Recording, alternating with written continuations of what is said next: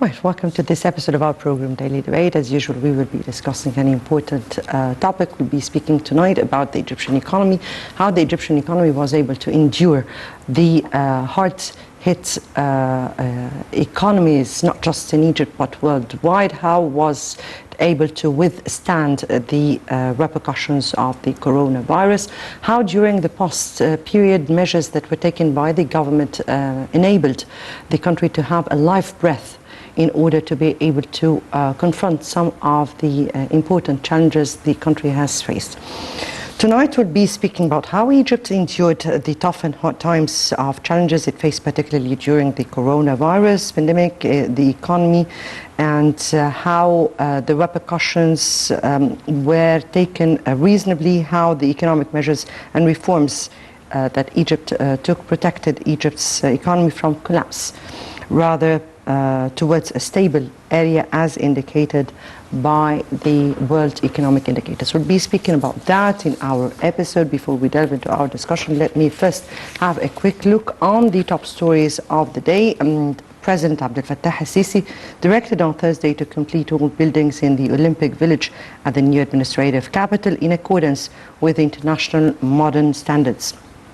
This came during the President's meeting with Major General Amir Sayyid Ahmed, the Presidential Advisor for Urban Planning, and Major General Ihab al-Far, the head of the Armed Forces Engineering Authority, as well as General Ashraf al-Arabi, the head of the Advisory Office of the Engineering Authority. Presidential spokesman Ambassador Bassam Radi said the meeting addressed the follow-up to the construction and engineering position of a number of republic-wide projects by Armed Forces Engineering Authority around the country.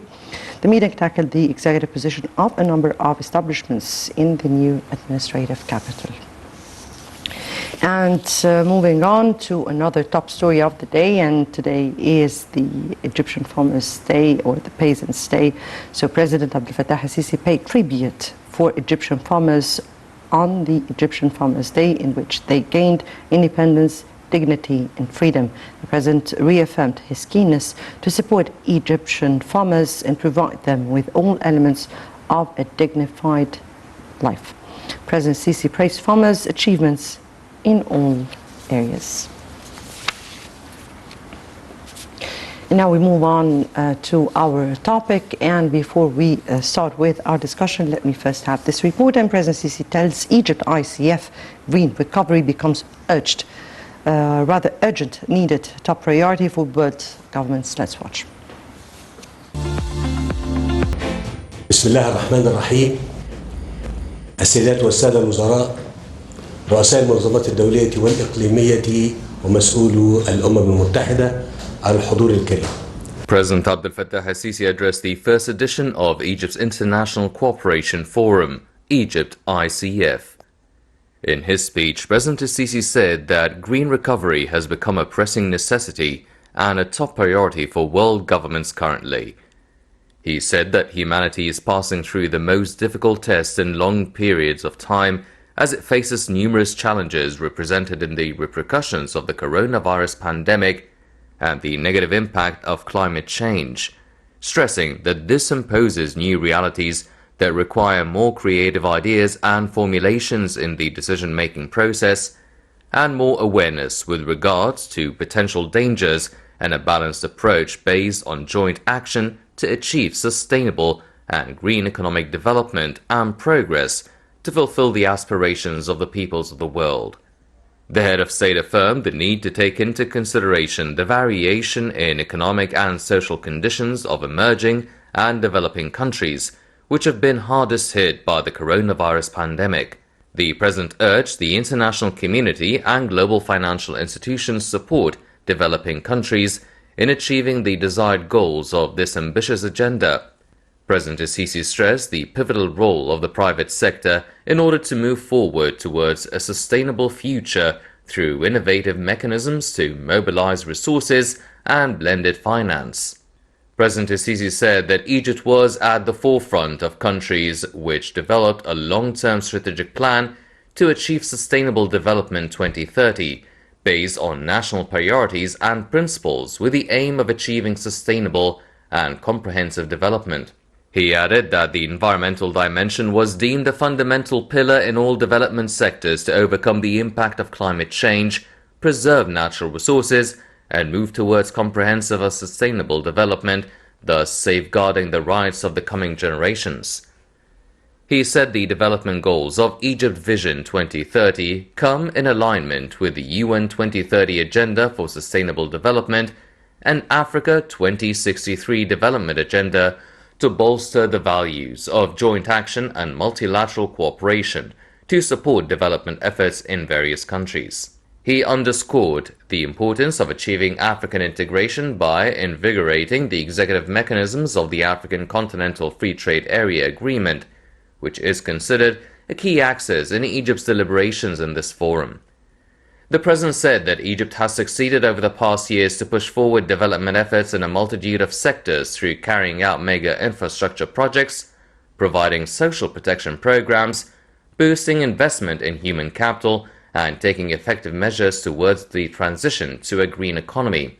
He added that these efforts have been lauded in numerous reports by international institutions.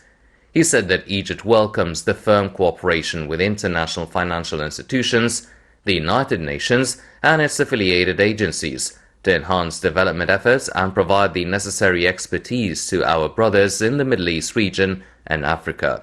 President Sisi affirmed the need to move together towards achieving the 2030 Agenda for Sustainable Development supporting Africa's Agenda 2063 and accomplishing what the world has adopted in the Paris Climate Agreement.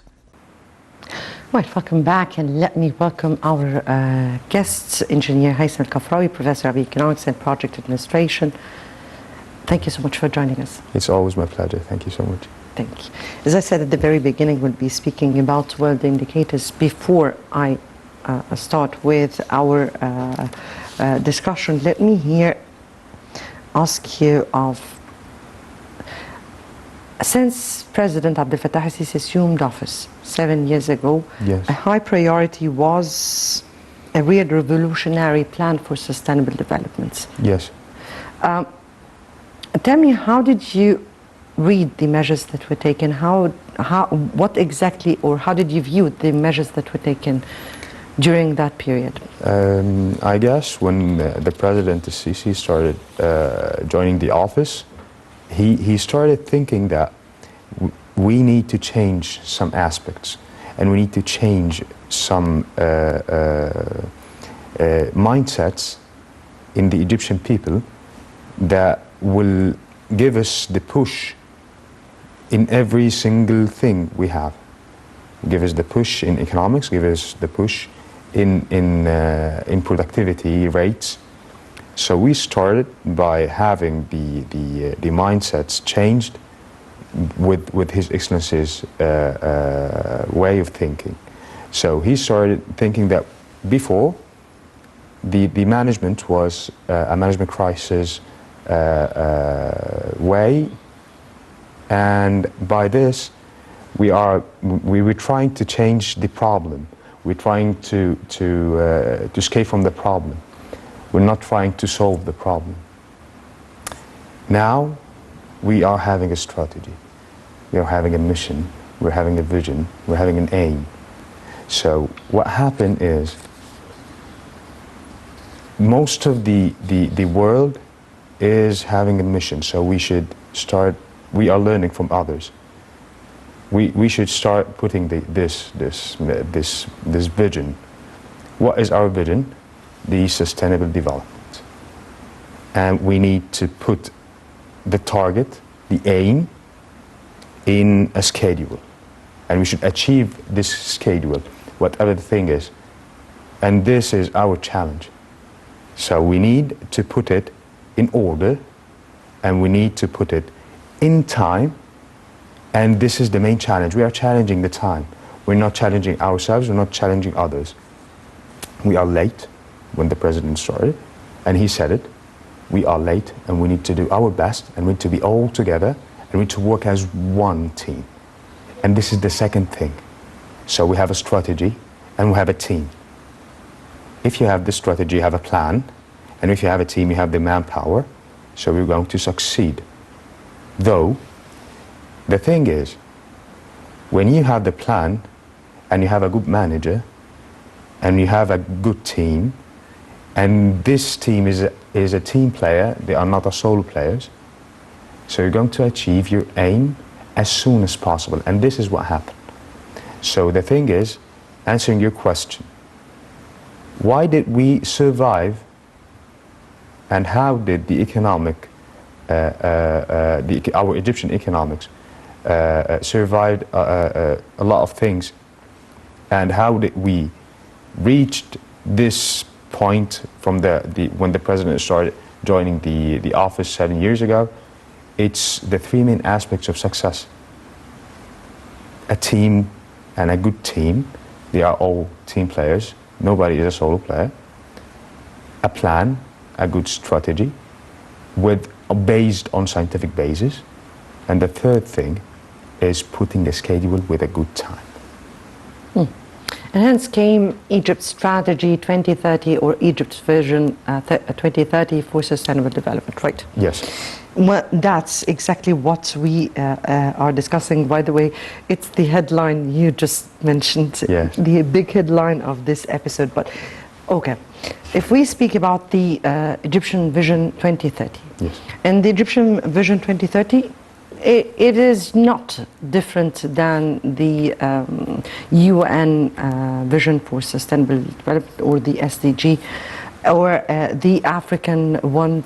Because we are members of all of this. Exactly, Yes. exactly. The fact is that we are putting, as you said respectively here, a time frame for issues. Yes. If I may ask you, just for people to understand how Egypt started with the strategic vision, just tell me about this vision, or this strategic vision 2030 for sustainable development of Egypt. Okay, we can start by, the thing is, we have more establishments. We have more than a sector in the government. So what happened is, the leadership started dividing the responsibilities, believing in every single establishment should achieve a certain goal. And we have a big goal. This big goal is at 2030, we should reach the aim and the vision of Egypt to reach a full and a sustainable economic and a highly political position. So we should divide the first part with the Ministry of Economics. Okay, and what happened is, the aim of each. You mean here the economic group, because they are a full yes, group, yes, yes, with many ministries all together. And the thing is, this group is having only a united and a full vision for 10 years apart. And when you reach this, you have this plan and you can achieve it, you can reach your aim. So going back to the question, the thing is, we started dividing for each ministry having a responsibility that they should achieve. Okay, and the strategy is divided by them all. So each and every single ministry should achieve this in this time frame. So, for example, the group of economic ministries, they have the aim of achieving a full sustainable economic productivity rate in 10 years. Only 10 years. We have 7 years and we reached this aim in a less than time frame. And how could you achieve this without complementing it with the other ministries? So when you reach to the Ministry of Communication, you can find that they are serving the economy group with all their facilities. The same thing when you see that the Ministry of Communication, you can find that the Ministry of Defense, they are supporting them with all the things that they need.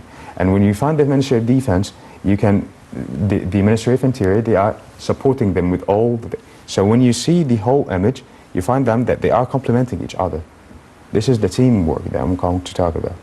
This is the teamwork that I was talking about. So the thing is, searching for success, you should follow these aspects. That's it. When we are speaking about the course you are speaking about, then there were upgrade to all economic sectors. Yes. When we're speaking here about different sectors, we're speaking about infrastructure, we're speaking about industry, agriculture, of course, tourism, every aspect needed to be upgraded in a way or another. What were or how do you view the steps that were taken in this regard, and how this reflected on the productivity, or how the economy or the indicators showed how Egypt is on track? The thing is, can we, I should divide the question into two main parts. You can divide them into many sectors actually. Please. The first part is when we talk about agriculture, because this is a very, very important aspect that we should talk about individual. So when we started, when the leadership started thinking about having the sustainable strategic way of thinking, the first thing is we should have a fully safe and exclusive way of reaching our food and our needs and our to reach our products with all our hands. So we put 100% effort in this by we are going to find a good land, and we're going to reach the aim of satisfying the needs or the daily needs of food to our citizens. And by reaching this, when you reach the sustainable in agriculture, you can reach the sustainability in industry. So when you reach this aim, you fully sustain. You reach the highly product trade. You reach what you need. So you can be fully in the, you can be what can we say? You can be 100% fulfilled and reaching the development with 100% way. That's it. Yeah, if you can reach the agriculture with 100% efficiency, and you can reach industry with 100% efficiency, you don't need anything You have else. your daily bread. That's it. So you're covering at least what people need to eat. That's it. That's right. Yes, and then came the issues of the infrastructure, education, health also were on high priority. Of course. And let me take infrastructure, because infrastructure has many aspects. I mean, here we are speaking about highways, new highways. We're speaking about new roads, new transportation facilities. We're speaking about new cities. Yes. We're speaking about new ports. We're speaking about a total or a full restructuring of our infrastructure. How do you think that reflected on our, because these were, as we recall, that these were the first issues or the first files the president started with, and everybody were speaking, why are we doing new cities? Why are we doing new roads? Yeah. And why are we doing so? Remember those days? Yes, I know. Please. So the thing is, I remember a word a wise man once said, is when you make it this sandwich with your own hands, it will never taste the same when somebody do it for you. So the thing is, we did this with our hands, and we always criticize it. I don't know how. So why did the president and the leadership, the political leadership, started thinking that this is the way and this is the gate that we can reach for our success. By starting the infrastructure, we should be re-innovated. The thing is, when you re-innovate the infrastructure, people can reach, I will start from the very, very simple scale, okay? People can reach and go to the work and get back home as fast as they can. And they can use the facilities with a highly performance and with a good and on a high human standards on daily basis. So when you go to your work in 20 minutes, rather than going in an hour or an hour and a half, your productivity rate is going to increase. The same thing is on a larger scale. Let's speak about when the people in this area are living in a dead zone. We are living in Cairo, and there is no roads and transportations to go to any other place. Actually get stuck. So when you start the construction of a new road and a construction area for a new city, so this is going to be a kick. And the whole belt between the two cities, the new and the old one, is going to be a merge area. Yes. And you have to start merging infrastructure in this area. The sell price of this dead zone, the zero money land, is going to be valuable, and you're going to get your money back. So you're going to invest more. So you mean here we're putting money into desert, which means we're making desert valuable. And let's take it to the other scale. When the investments, the foreigner investments to be specific, start seeing that the infrastructure in Egypt is capable of receiving more factories, more lands, and more real estate projects. So at the time, economies worldwide are collapsing. We are building, right? And this is the main thing. When you think that you're going to have an infrastructure, a perfect infrastructure for the investor, he's going to put your money and you're going to gain trust. And this is the thing. When you gain the trust of the investment, and this is the way that the political leadership are thinking, we should not think that we're going to increase our budget, increase our resources, increase our manpower without gaining a new income. So I'm searching for a new income. I have resources, I have manpower, and I'm going to build infrastructure, so the investor is going to come with you. And this is what happened. The thing is, the whole area, when I'm speaking about the area, I'm speaking about the Middle East. The whole Middle East. Now, it's not a Greenland for the investors. The only Greenland and the possibility that we're going to put your money and you get it back with a good and a full interest rate is Egypt. Now, you're having all the projects going all together in parallel. You have projects in Sinai, you have projects in Port Said, you have projects in Cairo, you have projects in the new administrative capital, you have projects in Alexandria, you're having a new Ismailia, you're having new Suez, and you're having 6 new tunnels, opening it for the new projects between Sinai and the ring road, the new ring road, and you are serving it with the new cities between the ring road, and this is what I'm speaking of. You are having a plan. You're planning New Egypt. You're making it parallel. Once the president said, I'm having 1 million kilometers square. Egypt is 1 million kilometers square. We are living in 3% of it. Indeed.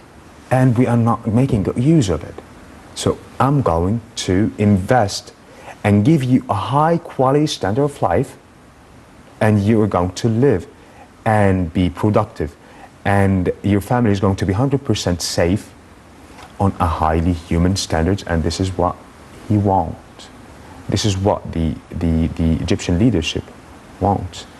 So if we put that, just for our audience to understand what we're speaking about in points.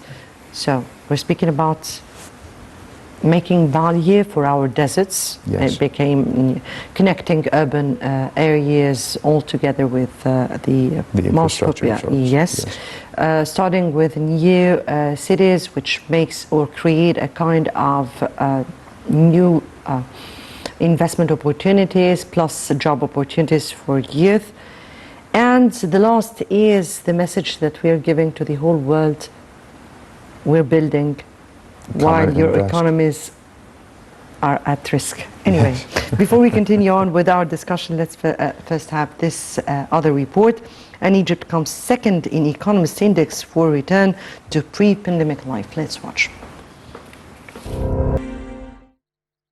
Minister of Finance Mohammed Maid affirmed that the Egyptian economy has become more capable of facing challenges and meeting the aspirations of the people, referring that it ranked second globally in the Economist Index for the return to pre-pandemic life. Maid stated that this reflects the government's success in the elaborate implementation of the economic reform program in a way that contributed to enabling the Egyptian economy to contain the repercussions of the pandemic.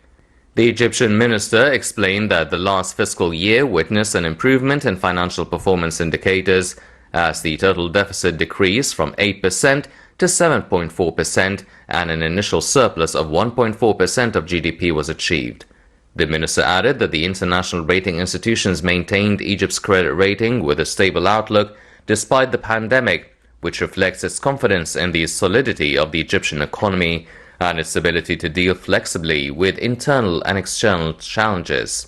Maid pointed out that President Abdel Fattah el-Sisi is leading the largest development movement to change the face of life on the land of Egypt, pointing out that the national project for the development of the Egyptian countryside, Hayat Karima, is one of the best developmental programs in the world, according to the testimony of the United Nations, as it contributes to raising the rates of the economic growth and that are more comprehensive and have an impact on people's lives. It leads to improving the lives of 58% of Egyptians, with investments exceeding £700 billion within 3 years.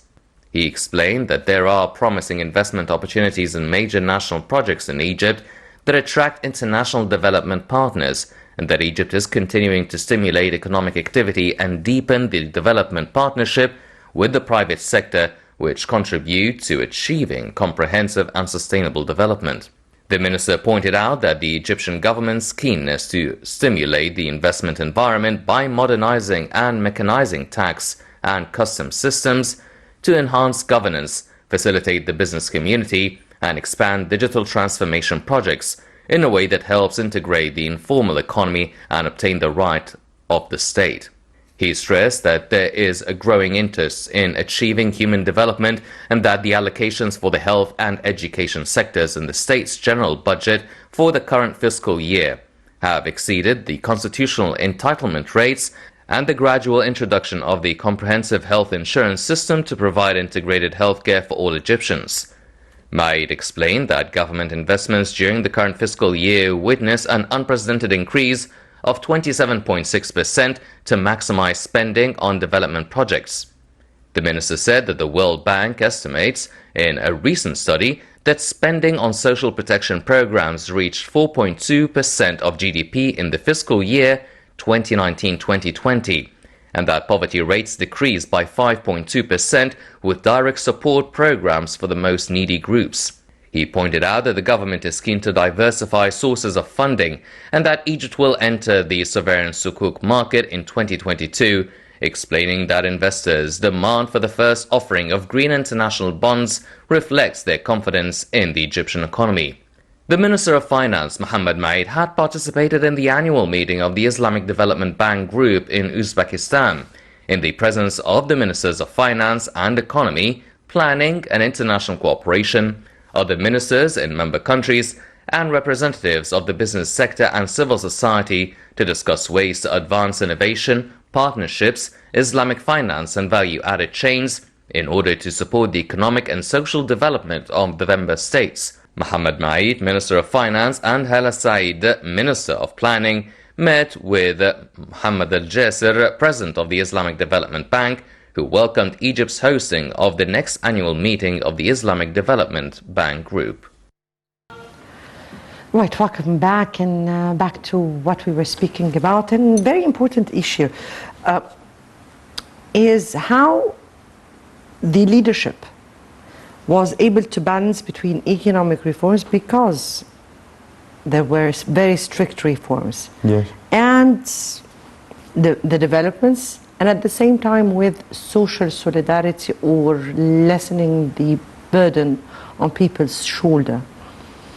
How far did they manage to do that, and how about the initiatives that were launched in that concern? The secret of this question is that the political leadership shared the people with their problems. They put them in the picture. They started giving them the prosperity of taking the responsibility and share in taking the decision. We're speaking here about youth, but not only youth. I specifically youth because we were speaking about sustainability. Because my next question was about. Because of course it was to be about. And I'm going to get to this, but I'm not speaking about only youth. I'm speaking about general. The thing is, the president said we have a problem, and we should, and this is 50% of the problem solved because he said we have a problem, and he's going to define this problem. Okay. How are we going to deal with it? Stick to the plan. Are you ready, team players? Yes, we're ready. Take the plan, execute. That's it. The thing is, he shared the problem with the people. That's it. And the people accepted it. And they took it on the shoulders, as you said. And we are on the track. Now, after 7 years, after what happened after the revolution, after we are afraid that next day we cannot find gas in the gas station, we cannot find food in the supermarkets. Yeah, remember? Yes, sir. I remember. I lived it. So now, you're not afraid of anything. Because I was a part of this decision. Yes, but really what I meant here, of course, we were old. Yes. It was our choice. It was what we were very much determined to, and the choice was very clear at then. And I guess that it we did it, and we were proud. Yes. Yes, yes, we are. Of course, we are. But what I meant here is reforms.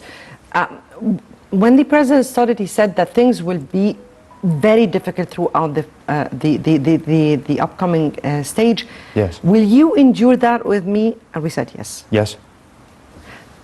During that period, yes, indeed, there were some difficulties, big difficulties, and hence came a wise leadership who knew that people were really suffering. Let me ask the question. That when he initiated, for instance, Kafrawy Karama, decent life initiative. I mean, all these initiatives, empowering youth, empowering women, supporting SMEs, supporting entrepreneurs, yes. startup, medium and small projects. Exactly. I know 100%. But the thing is, the question is, why? Let me ask the question. Why did people endure this till now? This is what you meant? Because it's the future for our generation. Am I turning to the guests? Okay, No, please. no. The thing is, not only this 100%.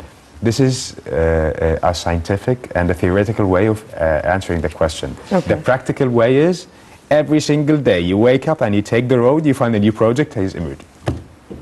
Indeed. Where is my money? I should ask it because it's my money. I paid and I endured.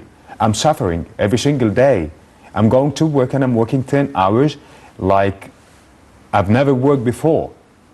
Where is my money? I'm going back to work. You find the ring road. They are re-innovating the ring road. You find a new project. You find the emergency capital. When you go to any road, you find a new advertisement for some real estate projects. You can find it, the infrastructure is always renovating. You can find a new work when you change. Do you know the percentage of the deployment now in Egypt? Yes, I have it here. But you can say it, please. But the thing is, can you remember in 2011 the deployment rate? And you can see now the deployment rate. Can you remember the projects emerging in Egypt at 2011? And now the budget at 2011 and now? No, let's say 2012 or 2013, right before the No, I'm June. speaking about Egypt when it was state. Yeah. Because I'm comparing. When you compare, you should compare two Stable territories. characters to each other, apple to apple. So apple to apple, 2011, 2021. After 10 years, stable to stable. Can you imagine how did we change Egypt? Despite some difficulties, we're speaking about that is out of our own hands because it's just So the worldwide issues. Of course, but the thing is, even though worldwide issues, some challenges that we have, coronavirus problem, but what happened in Egypt was we are in the plan. Stick to the plan. We have a plan. Don't panic. The word is panicking. We're totally 100% stable. We are in the track. The projects, they can work even in the coronavirus with all taking all the precautions and the issues for the corona and the virus and whatever the thing is. The economics in the whole world was in risk. In Egypt, it was 100% stable. They were speaking about, in Europe, they were speaking about they cannot find food in supermarkets, and we, at the same day, I remember because it was hilarious, at the same day, I opened the TV and I found the president speaking about that we're going to be on, in the most innovative and the creative countries in economy in the Big 20. At the same day, they cannot find a supermarket in Europe, and we are doing this. I'm not saying that we are going to be like the other emerging countries like Europe or something like that. But we're a developing country that is going on track and towards a brighter future. Yes. Steadily, with all determination and all Even this. though if we have defects. This is totally 100% everybody's suffering. And we should learn from our problems and we should learn from our defects. But at least we're not nosediving.